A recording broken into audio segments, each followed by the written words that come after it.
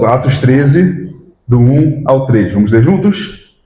Havia na igreja de Antioquia profetas e mestres: Barnabé, Simeão, chamado Níger, Lúcio de Cirene, Manaém, que tinha sido criado com Herodes, o tetrarca, e Saulo. Enquanto eles estavam adorando o Senhor e jejuando, o Espírito Santo disse: separem-me agora, Barnabé e Saulo, para a obra que os tenho chamado. Então, jejuando e orando, e impondo as mãos sobre eles, os despediram. Aleluia! Irmãos, a igreja de Antioquia é uma das igrejas mais importantes da história da igreja do Senhor Jesus. Na verdade, ela vem com um destaque logo após a igreja de Jerusalém, que é a primeira igreja. A igreja que nasceu ali sob a liderança dos apóstolos, que, porém, nasceu já debaixo de uma grande perseguição. E depois da morte de Estevão, um servo de Deus abençoado, um jovem cheio do Espírito Santo, a qual o Senhor, por meio dele, fazia prodígios e sinais, que morreu apedrejado por testemunhar do Senhor Jesus, começou-se então a ampliar a perseguição que já existia à igreja do Senhor.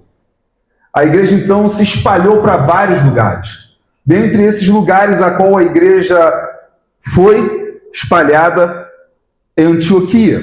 Em Atos 11:19 relata isso. Atos 11:19 diz assim: os que foram dispersos a partir da perseguição que começou com a morte de Estevão se espalharam até a Fenícia, Chipre e Antioquia, não anunciando a palavra a ninguém que não fosse judeu. Alguns deles, porém, que eram de Chipre e de Cirene, que foram até Antioquia, falavam também aos gregos, anunciando-lhes o evangelho do Senhor Jesus. A mão do Senhor estava com eles e muitos, crendo, se converteram ao Senhor. No versículo 26 diz lá um famoso versículo, Atos 11:26, em Antioquia os discípulos foram pela primeira vez chamados de cristãos. Então esse nome que a gente carrega até hoje, cristãos, foi o nome a qual a primeira vez os cristãos foram chamados em Antioquia. Até ali havia outros nomes a qual a igreja de Cristo era chamada. Igreja também era muito conhecida como o povo do caminho, já que Jesus é o caminho, mas ali em Antioquia eles tendo essa forte identificação com o Senhor Jesus, carregando as características do Senhor Jesus, já que cristãos significa pequenos cristos, imitadores dele, pessoas que buscam, se esforçam e se parecem de fato com o seu mestre, com o seu Salvador. E aí é um desafio para a gente, irmãos, nesse mundo sermos identificados com Cristo. Esse mundo dizer que nós temos características do nosso Salvador, características do amor dele, da graça dele, da presença dele sobre essa sociedade a qual nós vivemos. Em Antioquia, a gente percebe que no meio das perseguições, irmãos se espalharam anunciando primeiro aos judeus, mas depois ampliou-se a ideia de que o Salvador não era apenas dos judeus, mas ele veio para todos os povos. Começaram também a pregar aos gregos. A igreja de Antioquia, irmãos, é uma igreja multicultural, é uma igreja de diversidade étnica. Seria uma igreja, diríamos assim, irmãos, bem brasileira, uma igreja colorida, e não a igreja de uma raça apenas. Assim era a igreja de Antioquia, e ela vem a se tornar esse exemplo, esse marco no povo de Deus, de ser a igreja principal no planejamento da expansão do evangelho. Por que no planejamento, irmãos? A igreja de Jerusalém também foi responsável pela expansão do evangelho, mas a igreja de Jerusalém tinha uma virtude muito grande. A igreja era liderada pelos 12 apóstolos. Então pare para pensar numa igreja liderada pelos 12 apóstolos. Quem não ia querer ser dessa igreja? Perguntar para o irmão, quem é seu pastor? Aí o cara vai falar, Pedro. Mas também tem outro lá chamado João. Também tem um lá chamado Mateus. E por aí vai. Tinha um chamado Tiago, mas mataram ele rápido. Tem André, que é irmão do Pedro. Esses são os pastores, está tudo legal ali. O Espírito Santo foi derramado em Pentecostes, coisas maravilhosas aconteciam. Estava todo mundo legal em Jerusalém. Então Herodes vai e persegue a igreja. Estevão é assassinado. A perseguição amplia, a igreja se espalha. Não por um planejamento, mas por uma fuga. Porém, os irmãos, ao fugir, eles não deixam de cumprir a missão de Cristo. Por onde eles vão, o evangelho é anunciado. Primeiro aos judeus, depois eles começaram também a anunciar, como diz aí a palavra, aos gregos. E havia uma característica, irmãos, em Antioquia, que eu fico pensando algo que nós temos que pensar sobre nós hoje. Atos 11, 21 diz assim: a mão do Senhor estava com eles, e muitos crendo se converteram ao Senhor. Por que muita gente se convertia ao Senhor Jesus? Porque a mão de Jesus, abençoando, conduzindo a igreja, estava sobre eles. Uma pergunta que nós, como igreja, precisamos fazer sempre: a mão do Senhor está sobre nós? Quem nos conduz? E a igreja de Antioquia, então, irmãos, ela é uma igreja responsável pela evangelização mundial, juntamente com Jerusalém. Mas enquanto Jerusalém, o evangelho se expandiu por meio da perseguição, a igreja de Antioquia, ela espalha o evangelho para o mundo debaixo de um plano, de uma ação do Espírito Santo sobre os líderes da igreja. Uma igreja repleta de homens e mulheres com dons espirituais. E aqui diz a palavra, irmãos, em Atos 13:1. Havia na igreja de Antioquia profetas e mestres. Depois ele vai citar aí alguns nomes, a qual se destaca os nomes de Barnabé e Saulo, que mais à frente seria conhecido, e até hoje é conhecido como Paulo. Entenda o seguinte, irmãos. Deus não mudou o nome de Saulo. Diferentemente de Pedro, que é Simão, e Jesus deu a ele um nome também de Pedro, chamando ele de uma pedra, ou um fragmento de pedra, uma rocha. Paulo não teve um nome mudado. Paulo só teve o nome estrangeiro dele conhecido, diferentemente do seu nome judeu. Saulo vem do seu nome judeu, porém o seu nome gentio, o seu nome estrangeiro, mais popularmente conhecido entre os gregos e romanos e os povos que eram dominados por essas duas culturas, greco-romana, ele ficou conhecido como Paulo, porque ele era o apóstolo dos estrangeiros.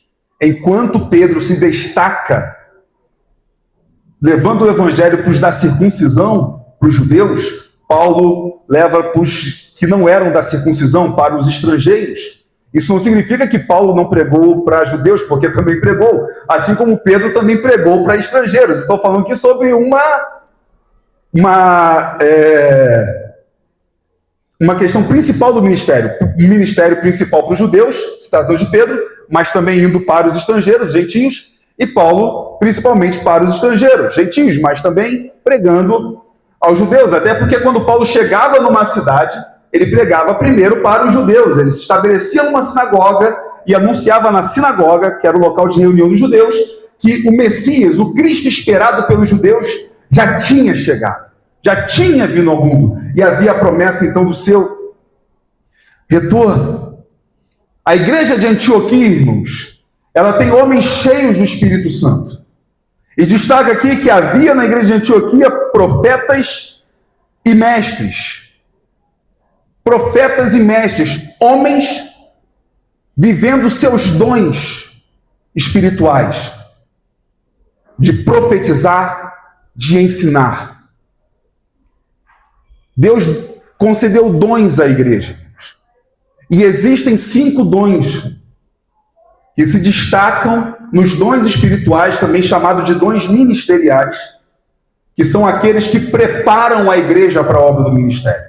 Em Efésios capítulo 11, Efésios 4, versículo 11, Paulo cita esses 5 dons ministeriais. Efésios 4, 11 diz assim: E ele mesmo concedeu uns para apóstolos, outros para profetas, outros para evangelistas e outros para pastores e mestres. Paulo está falando sobre 5 dons ministeriais: apóstolos, profetas, evangelistas, pastores e mestres. Quando a gente lê lá a história da igreja de Antioquia, destaca que havia na igreja de Antioquia profetas e mestres. É claro que também havia ali apóstolos, irmãos. O próprio Paulo é um apóstolo, Barnabé é um apóstolo. Porque apóstolos são aqueles que são enviados, que têm este propósito do Senhor. A igreja, irmãos, tinha profetas e mestres, o que destaca que havia pessoas exercendo seus dons ministeriais e trazendo equilíbrio sobre a vida da igreja. O que nós precisamos entender, irmãos, é o seguinte: esta igreja aqui, por exemplo, ela precisa ter apóstolos, profetas, evangelistas, pastores e mestres. Muito na igreja, hoje, se defende em alguns círculos evangélicos que os dons ministeriais aqui que ainda existem são os de evangelistas, pastores e mestres, e alguns entendem que pastor e mestre se trata da mesma pessoa, e que apóstolo e profeta ficou por período anterior até que a Bíblia fosse completa. Os 12 e Paulo. Só que a gente, quantas vezes talvez tenha ouvido isso? Que apóstolos são os 12 e Paulo. Só que se você lê Atos dos Apóstolos, e você lê cartas, você vai ver que existem outras pessoas chamadas de apóstolos. Por exemplo, Barnabé, que aqui é citado, ele também é chamado de apóstolo. Um casal, possivelmente um casal, Andrônico e Júnias, são chamados de apóstolos. Júnias, alguns defendem se tratar de um nome masculino, mas a grande maioria da tradição cristã entende se tratar de uma mulher. E ela é chamada de apóstolo. Então, o que acontece, irmãos? Por que há essa discussão na igreja? Eu não estou aqui para discutir a questão do apostolado na igreja. Eu estou falando de dons. O dom não precisa do título. Pessoas exercem esses dons ainda que não sejam chamadas por esse título. Se uma pessoa é profeta, ela vai profetizar, mesmo que alguém não a chame de profeta. Se uma pessoa é mestre, ela vai ensinar ainda que ninguém a chame de mestre. Se uma pessoa é evangelista, ela vai proclamar o evangelho, pessoas se converterão, ele vai pregar com paixão, com amor, ainda que não seja chamado de evangelista. Se uma pessoa foi enviada, e ela vai, assim, enviada pelo Senhor Jesus, plantando igrejas, levantando líderes, ela é um apóstolo, ainda que não seja chamada de apóstolo. Quantos na igreja exercem o pastoreio, irmãos? Cuidar um dos outros, zelar pela vida do irmão, ainda que não recebam o título de pastores. Porque a igreja precisa desses 5 dons ministeriais para ter equilíbrio, para cumprir seu propósito, para não ser uma igreja que é voltada apenas para um lado. E isso também, irmãos, demonstra o quanto que a igreja precisa viver a irmandade com outras igrejas. Até mesmo para que a gente se complete. Tem igreja que é muito boa no dom de mestre, no ensino, mas é fraca em profecia. E às vezes ela precisa viver em proximidade com irmãos de outra comunidade, onde o profetismo está em pleno vigor, e esta comunidade ser então impactada, assim como ela pode também, com os seus mestres, abençoar aquela outra comunidade. Mas a verdade é que a igreja precisa viver e servirmos de acordo com os dons que o Espírito Santo tem nos dado. E ele concedeu alguns para apóstolos, profetas, evangelistas, pastores e mestres. Sabe para quê, irmãos? Paulo diz qual é o propósito, lá em Efésios 4:12, seguindo adiante. Com vistas ao aperfeiçoamento dos santos, para o desempenho do seu serviço, para a edificação do corpo de Cristo, até que todos cheguemos à unidade da fé, do pleno conhecimento do Filho de Deus, ao estado de pessoa madura, à medida da estatura da plenitude de Cristo. Percebam, irmãos, por que a igreja precisa viver esse equilíbrio?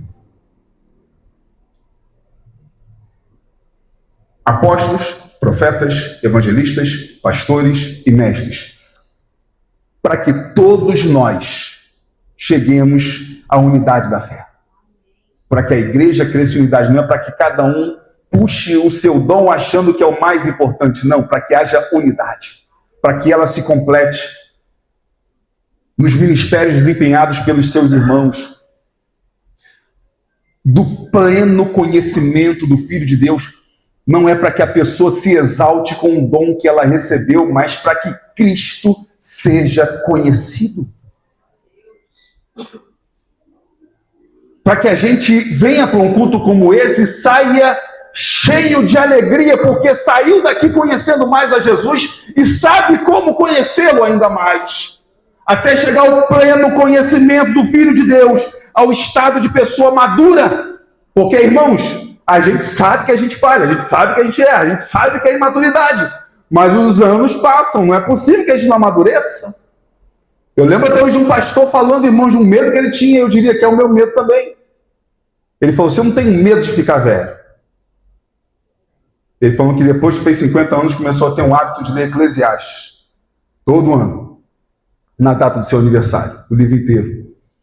Porque Eclesiastes, irmãos, é um velho que quando chegou na velhice, entendeu que a vida dele só foi vaidade, correu atrás do vento, fez um monte de coisa inútil.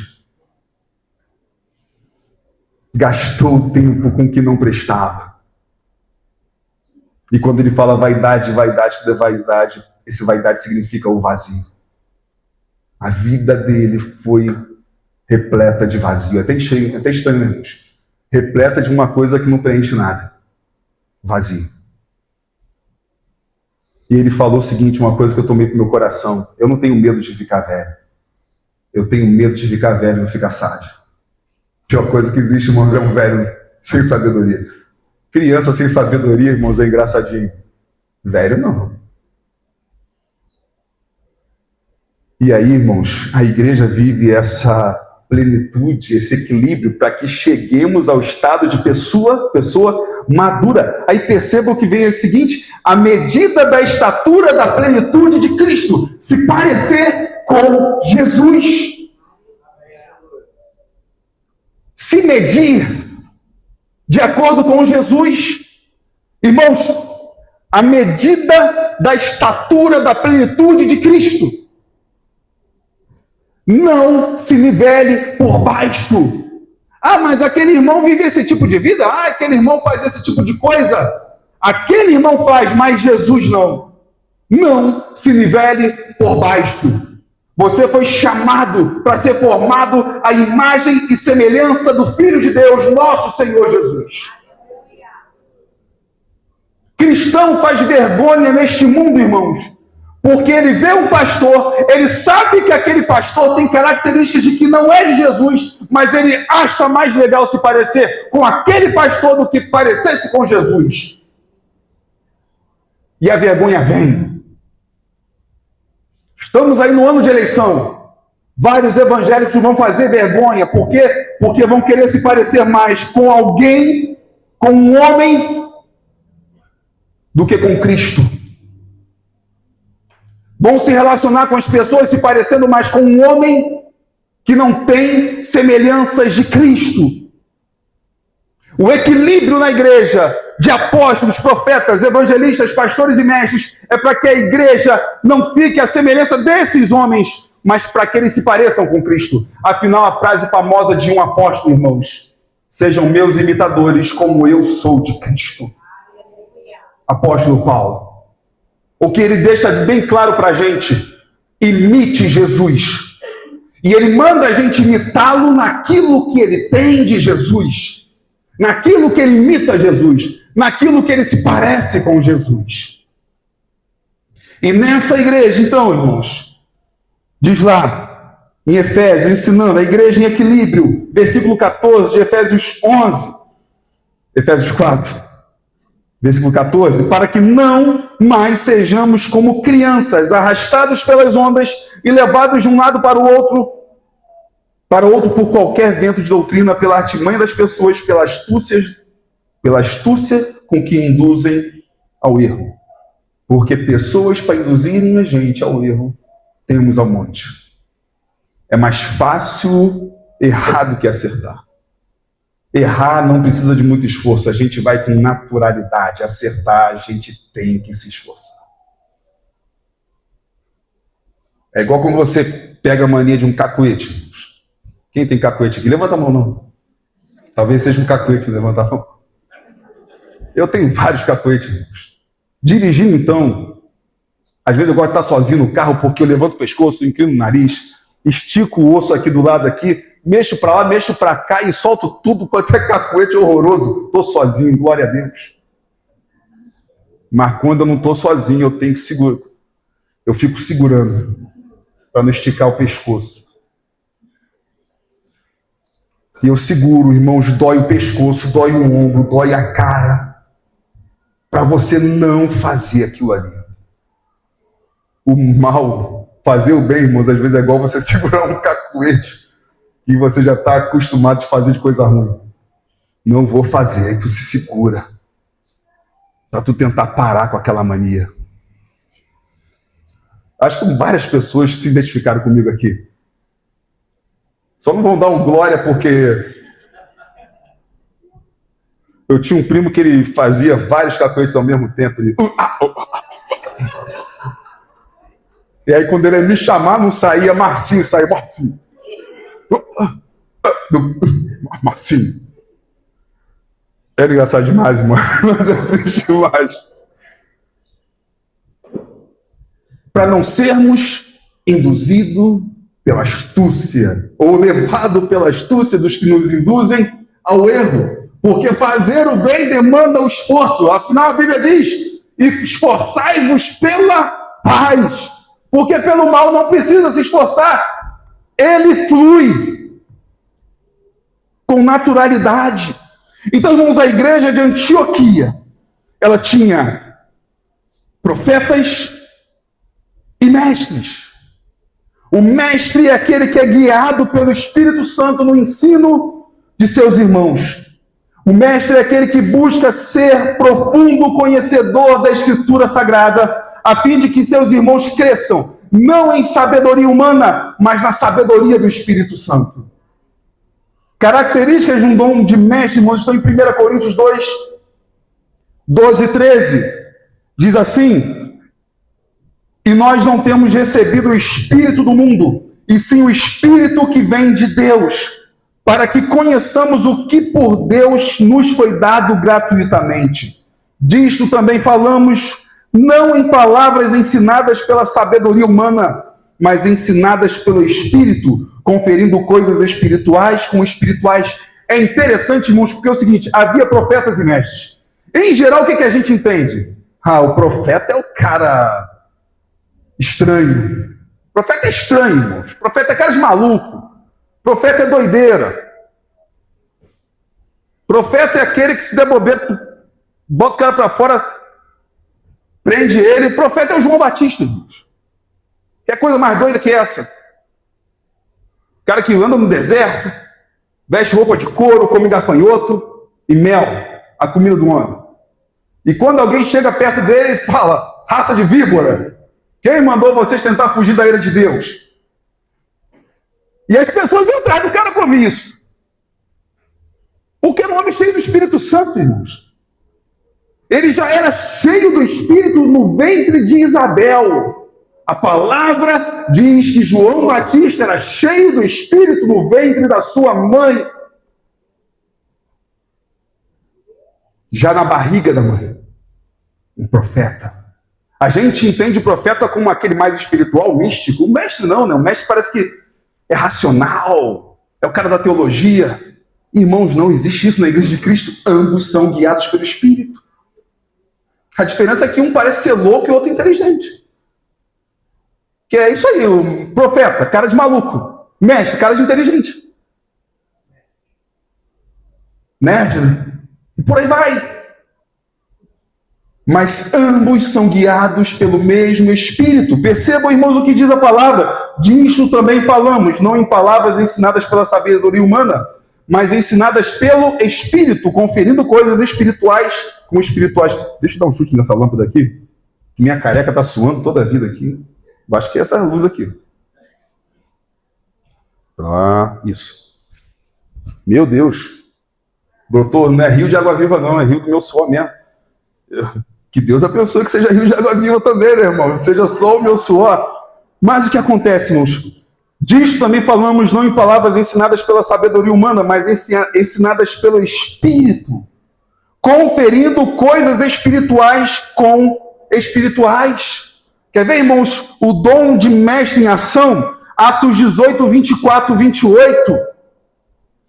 Atos 18, 24, 28. Nesse meio tempo chegou a Éfeso um judeu natural de Alexandria chamado Apolo, homem eloquente e poderoso nas escrituras.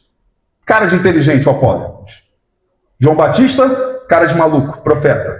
Apolo, cara de inteligente, o mestre. Parece que um é espiritual e o outro não. Ambos são espirituais e ambos são inteligentes, irmãos, porque eles estão com Cristo. Eles estão com o Espírito, a fonte de toda a sabedoria e inteligência. Nesse meio tempo chegou a Éfeso um judeu natural de Alexandria chamado Apolo, homem eloquente e poderoso nas Escrituras. Ele era instruído no caminho do Senhor e, sendo fervoroso de espírito, falava e ensinava com precisão a respeito de Jesus, conhecendo apenas o batismo de João. Apolo começou a falar ousadamente na sinagoga, quando Priscila e Áquila o ouviram falar. Levaram-no consigo e com mais exatidão lhe expuseram o caminho de Deus. Percebam, irmãos, um era mestre, mas existiam aqueles que eram mais mestres do que ele ainda, porque Apolo ainda não tinha uma revelação completa de Jesus. Diz que ele ensinava com precisão. No versículo 25, percebe só, voltam lá para o 25.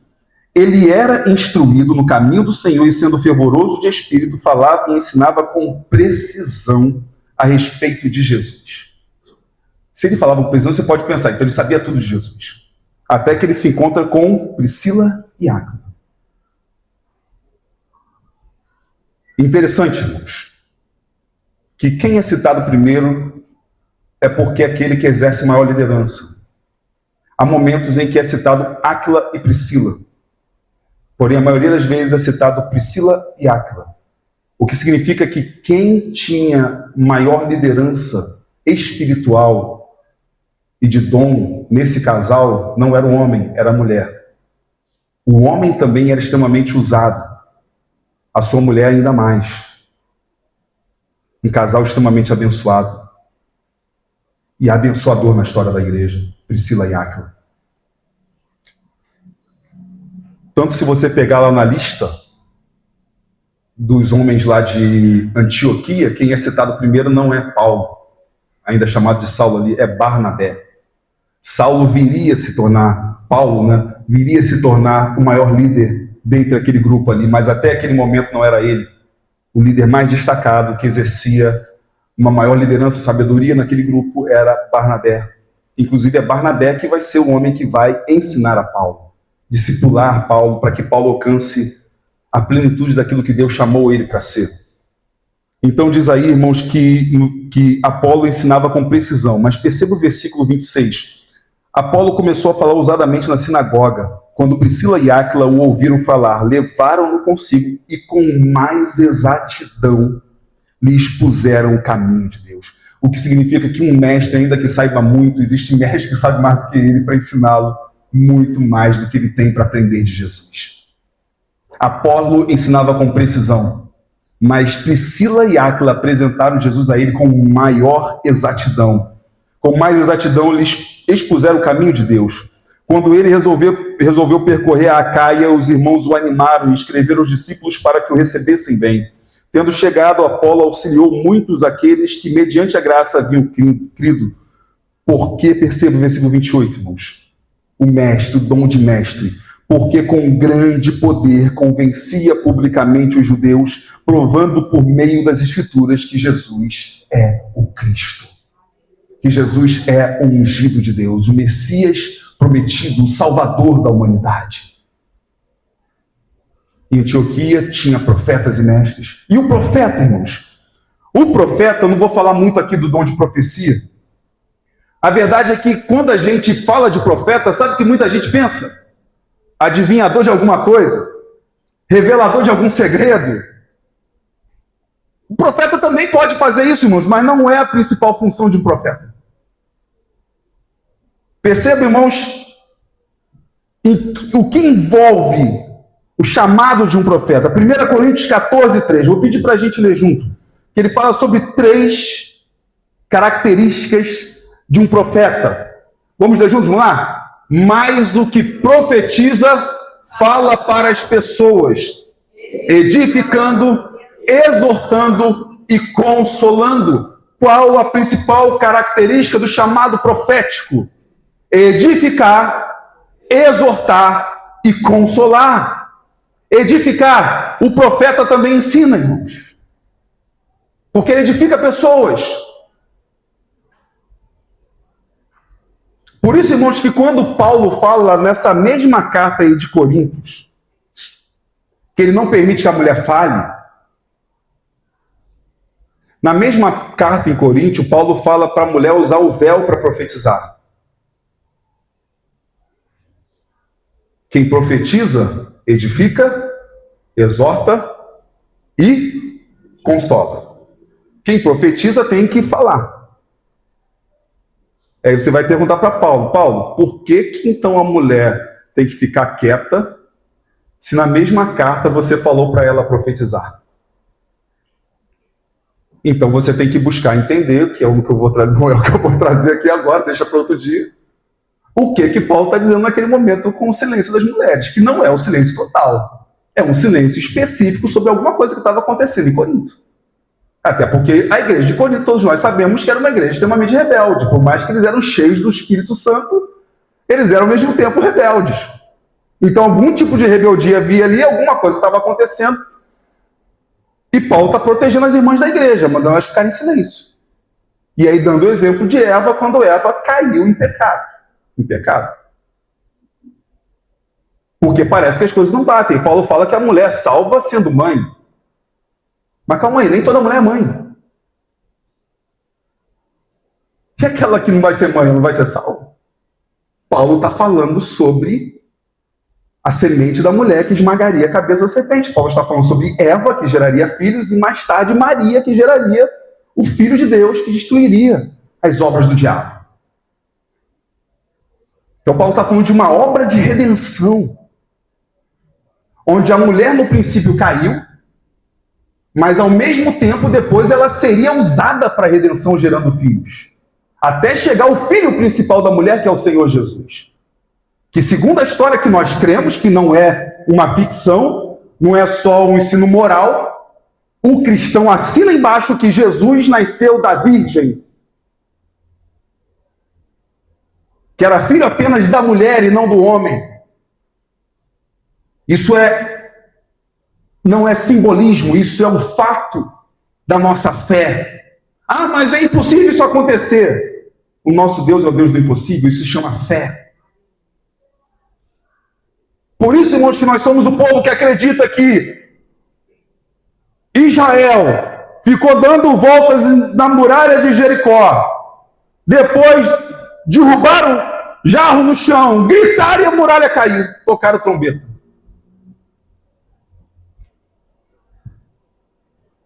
A gente é o povo que acredita que a mula falou, meu irmão. E que no final nosso Salvador nasceu de uma virgem. E não tinha inseminação artificial. Não tinha semente do homem. E esse filho dessa mulher morreu e ressuscitou dos mortos. E fez vários milagres. E tem feito até hoje nas nossas vidas. E está presente aqui nesse lugar conosco. Isso é fé. É uma loucura. Mas é fé. Então Paulo estava falando sobre a mulher naquele momento entender. Muitas mulheres poderiam ser confundidas com as deusas, com as prostitutas cultuais que haviam. Porque a religião daquela região, das sacerdotisas, das religiões pagãs, adorava-se aos seus deuses por meio da sexualidade, por exemplo. Era uma coisa da época, prostitutas cultuais. A prostituição era ligada ao culto de uma deusa. Então Paulo está mandando as mulheres da igreja ter um comportamento diferente, a fim de que elas não fossem confundidas, porque elas eram religiosas, como as mulheres também, as prostitutas também eram religiosas. Então, de alguma forma, Paulo está diferenciando. Agora, você está distorcendo o texto bíblico para dar permissão à mulher falar. Irmãos, não sou eu que estou distorcendo o texto bíblico para dar permissão para a mulher falar. Paulo que falou que a mulher profetiza, depois fala para a mulher ficar em silêncio. Como que ela vai profetizar em silêncio, irmãos? Logo, Paulo está dizendo uma coisa num momento e outra coisa em outro, mas não é para a mulher se calar.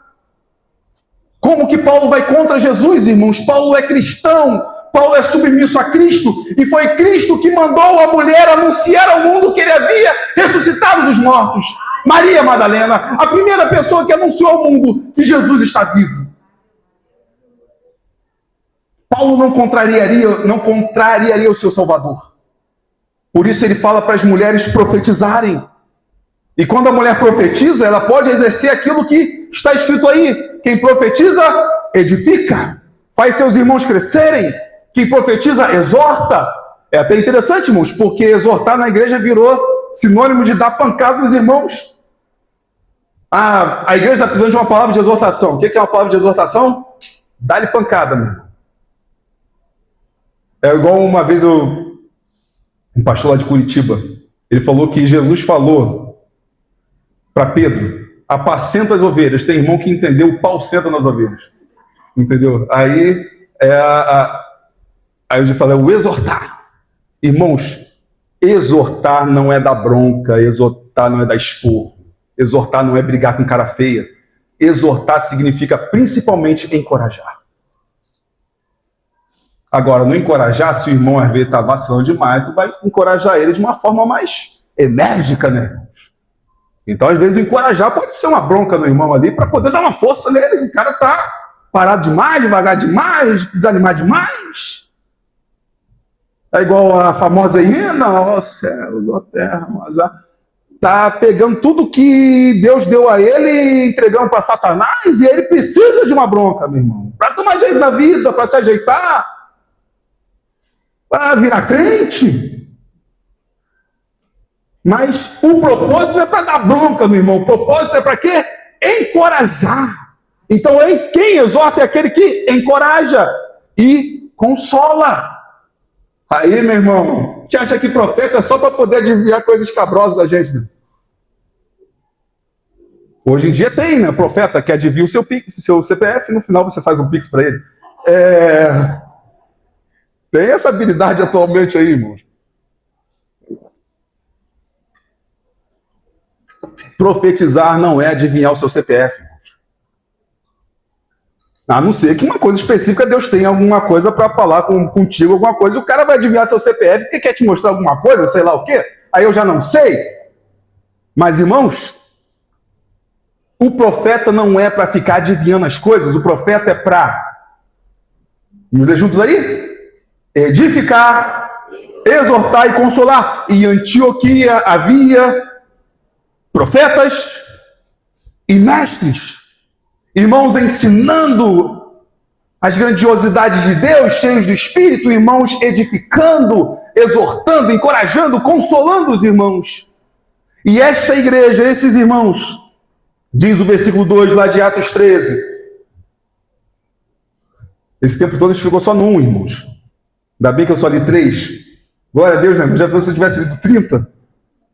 Vamos para o 2.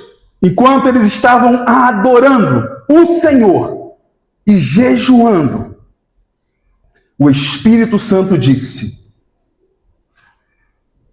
entenda o seguinte, irmãos, o Espírito Santo fala.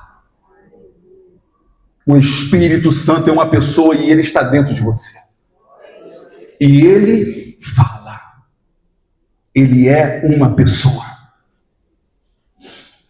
É tão pessoa, tão querida, tão amada, que quando disseram que a obra que Jesus fazia era em nome de um demônio, que falaram que Jesus operava por Beelzebul, o maioral dos demônios, entenda o seguinte, irmãos, Quando Jesus veio ao mundo, diz a palavra, inclusive o próprio apóstolo Paulo, que ele esvaziou-se de si mesmo. Jesus é o Filho de Deus, ele tem poder em si mesmo. O nosso Deus, ele é um só, tendo 3 pessoas dentro dele, o Pai, o Filho e o Espírito Santo.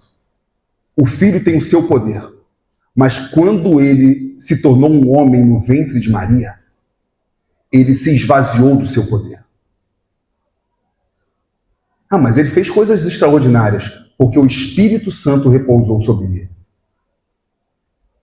Jesus era um homem cheio do Espírito Santo. Hoje ele já recuperou o seu poder, ele morreu, ressuscitou e tomou o seu poder de volta. Mas até a sua morte, ele tinha esvaziado o seu poder. Mas como que ele ressuscitou mortos? Como que ele curou o cego? No poder do Espírito Santo que residia sobre ele.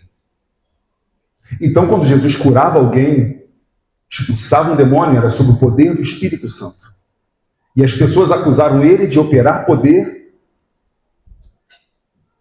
por Beelzebul, o maioral dos demônios. E Jesus disse o seguinte, a Bíblia na linguagem do Márcio, você pode até falar mal de mim, mas se falar mal do Espírito Santo deu ruim para você. A casa caiu. E aí nós temos o famoso pecado imperdoável, declarado por Jesus. O único pecado que não há perdão. Blasfemar contra o Espírito Santo. Por que Jesus estava tratando aquilo ali? Porque Jesus estava operando no poder do Espírito Santo e as pessoas estavam dizendo que ele estava operando no poder do demônio, dizendo que a obra do Espírito era a obra demoníaca. Por isso, meu irmão e minha irmã, tome cuidado e não saia por aí se apressando uma obra que, por mais que seja estranha, dizendo que ela é obra de demônios. Tome cuidado. É melhor a gente se calar um pouco, pensar bem e orar mais. E buscar sabedoria de Deus antes de dizer que não é de Deus. Por mais estranho que seja. E dizer que é demoníaco. Porque o pecado imperdoável é atribuir a obra do Espírito e dizer que é de demônios. Levar ao oposto. E Jesus fala que blasfemar contra o Espírito Santo é imperdoável. Jesus está dizendo de certa forma o seguinte, podem falar até mal de mim, mas não fala mal do Espírito. É quase como se Jesus estivesse dizendo aquele negócio assim, pode falar mal de mim, mas se xingar a mãe... Não era assim, moleque? Vamos lá, rapaziada, no futebol. Tu pode até me xingar, mas se xingar minha mãe, não era assim? Até o mais covarde virava bravo. Porque o cara naquela hora ganhava uma força até para correr mais forte que ele. Né? Xingou minha mãe, dava um tapa e saía correndo. Ganhava uma força nas pernas. Mas o que acontece? Mas é quase Jesus estivesse dizendo o seguinte, ó, pode falar mal de mim, mas se xingar a mãe, se xingar o Espírito, é imperdoável. E, irmãos, o seguinte, aquela igreja, diz a palavra, enquanto eles estavam adorando o Senhor e jejuando, o Espírito Santo disse, como ele também fala conosco aqui agora. E ele disse naquele momento, separem-me agora Barnabé e Saulo para a obra que os tenho chamado. Irmão, sabe uma coisa que eu percebo aqui? A palavra adorar aqui é uma palavra que também poderia ser traduzida para serviço. Porque ela significa, por exemplo, serviço, um trabalho realizado, como, por exemplo, o trabalho dos sacerdotes e levitas. É um serviço, porém, um serviço ligado ao culto. A palavra original, irmãos, está no texto grego, é a mesma palavra que dá origem ao que a gente conhece como liturgia. O que é liturgia? Liturgia é a ordem do culto. Tem igreja que fala assim, essa igreja aqui é litúrgica, aquela ali não. Não, irmãos. Toda igreja é litúrgica. Só que tem igreja que a liturgia cantou um hino e prega. É a liturgia deles, Porque liturgia é o serviço sagrado. É o serviço de culto. É o serviço para adoração. Por isso que você vai encontrar essa Bíblia Nova Almeida atualizada, diz que enquanto eles estavam adorando. Tem algumas traduções que diz que enquanto eles estavam servindo. Por que outras traduções preferem botar adorando ao invés de servindo? Para especificar que não é outros tipos de serviço que a igreja também presta. É o serviço mais voltado ao culto. O que significa que aqueles irmãos estavam agindo de forma sacerdotal. Quem estava fazendo discipulado de quinta-feira ouve muito disso aí, né, irmãos? E até interessante, foi lendo esse livro que eu fui me atentar por uma coisa, que a gente fala muito sobre a liderança que se levanta por meio de uma igreja em oração e jejum. Só que, irmãos, a oração veio depois. Deus levantou uma liderança no meio de uma igreja que estava adorando. Na hora que a gente tem um monte de coisa para fazer, e alguém fala para a gente, não, vamos cantar para Jesus aqui agora, a maioria vai achar, mas para que você vai perder tempo adorando? Você tem que fazer tal coisa. Irmãos, quando a gente adora, a gente não está perdendo tempo. Porque você está chegando mais pertinho da face de Jesus. Está buscando conhecê-lo, está buscando vê-lo. E quanto mais perto você chega dele, é mais fácil você ouvi-lo. O que significa que eles estavam contemplando Jesus.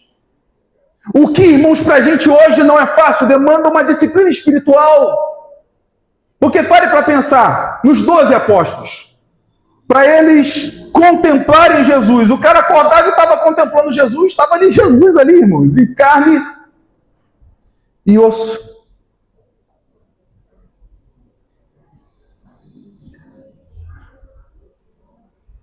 Tanto, irmãos, que a gente aprende também sobre o jejum nisso. Os discípulos de Jesus foram acusados de não jejuar. Está lá em Mateus 9, 14 e 15. Vou botar aí para a gente também. Mateus 9, 14 e 15. Diz assim: vieram depois os discípulos de João e perguntaram a Jesus: por que nós e os fariseus jejuamos muitas vezes, mas os seus discípulos não jejuam? Meu irmão, para quem não gosta de passar uma fome, parar nesse versículo tá bom demais, né? Vamos ser sinceros, vamos lá. Fala sério, meu irmão, confessionário aqui agora. Para quem não tá com vontade de passar uma fome, quando se trata de uma coisa espiritual, parou aí, tá bom. Ó, ainda mais se você ouvir falar que o fariseu jejua, mas o discípulo de Jesus não. Isso é maravilhoso mais. O discípulo de Jesus pode comer e comer muito. E não precisa jejuar. Só que aí, irmão, Jesus não fala, não faz. Jesus responde a pergunta. Aliás, ele responde a pergunta com a pergunta, que é o que ele fazia. Ele levava a gente a pensar, leva a gente a pensar até hoje. Jesus respondeu, diz o versículo 15: como podem os convidados para o casamento estar tristes enquanto o noivo está com eles?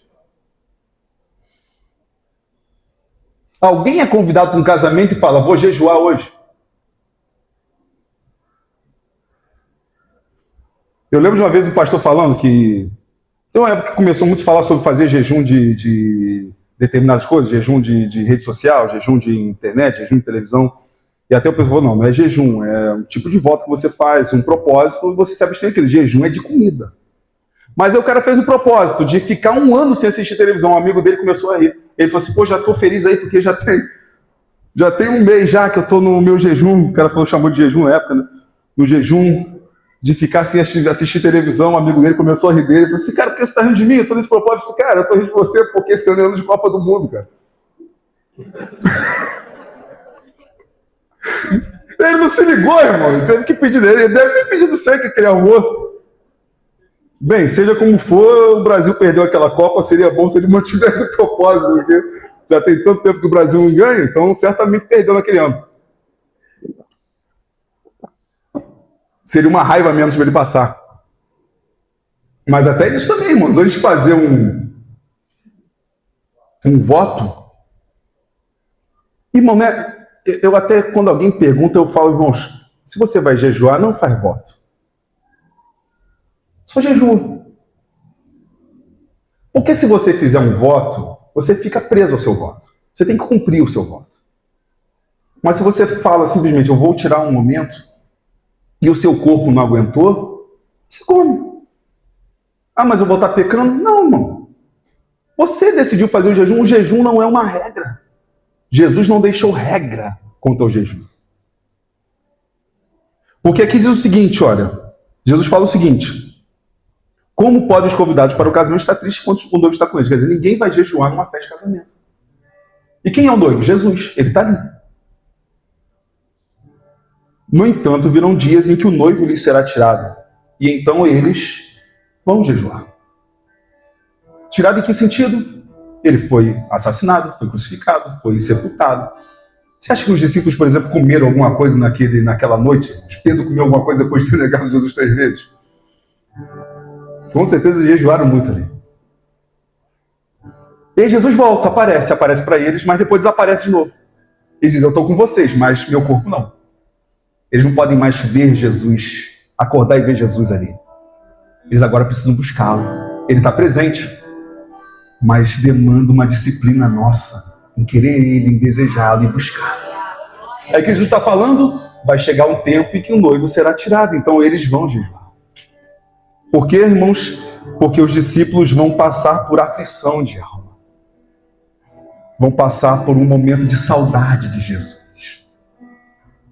E o jejum significa se abster de tudo aquilo que te dá prazer e te alimenta, para você entender que o seu prazer está em Jesus e o seu alimento está em Jesus. E Jesus fala, vai chegar o tempo que o noivo vai ser tirado, então eles jejuarão, porque o jejum para a gente significa o quê, irmãos? Se é jejuar depois que o noivo é tirado, significa o jejum é para que a gente contemple a Ele, para que a gente se achegue a Ele, para que de uma forma espiritual nós possamos contemplá-lo, vê-lo, de uma forma que o nosso corpo natural não consegue. A nossa natureza não consegue, mas nós podemos, por meio da fé, de uma forma sobrenatural e saber que Ele está junto de nós e se aproximar dEle. Então perceba, irmãos, esses irmãos tinham decisões a serem tomadas, escolhas, chamado de Deus a ser atendido. E o que eles fizeram, irmãos? Eles adoraram, eles cantaram,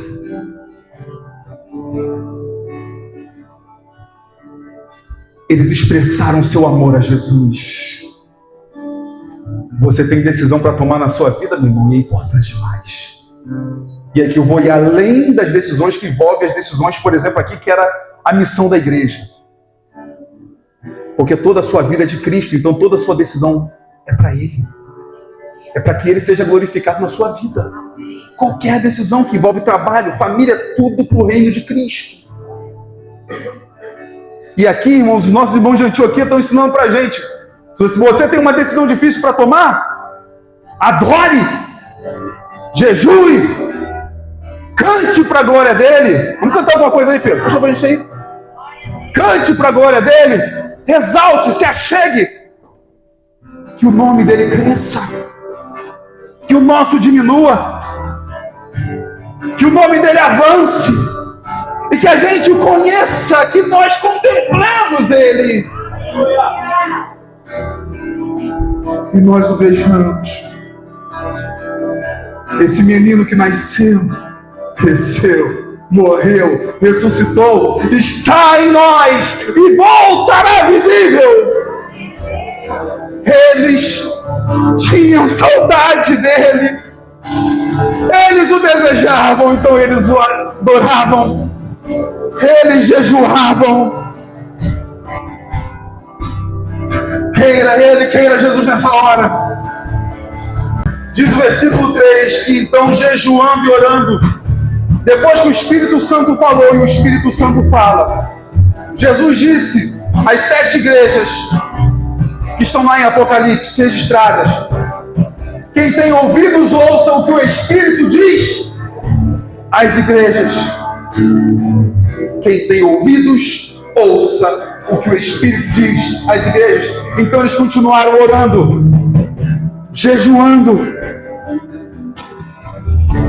porque o Espírito já tinha dito para separar Barnabé e Saulo. Se na igreja tinha profetas e mestres, irmãos, o Espírito pode ter falado de várias formas.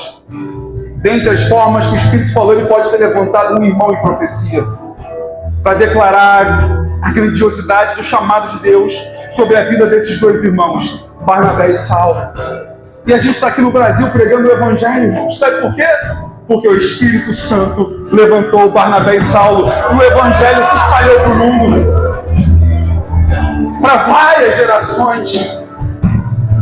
Então impuseram as mãos sobre ele. Percebam, irmãos, impor as mãos é algo muito sério quando é para enviar alguém para uma grande obra. Eles já tinham chamado do Espírito, eles já tinham a fala do Espírito separando aqueles dois homens, mas ainda assim, antes de impor as mãos, Eles continuaram orando e jejuando. Assim é a igreja. Deus fala e a gente continua orando, jejuando, crendo que Jesus é o nosso maior alimento, crendo que Jesus é o nosso maior prazer, e se achegando a Ele, aleluia, queira Ele, deseja Ele, aleluia, aleluia.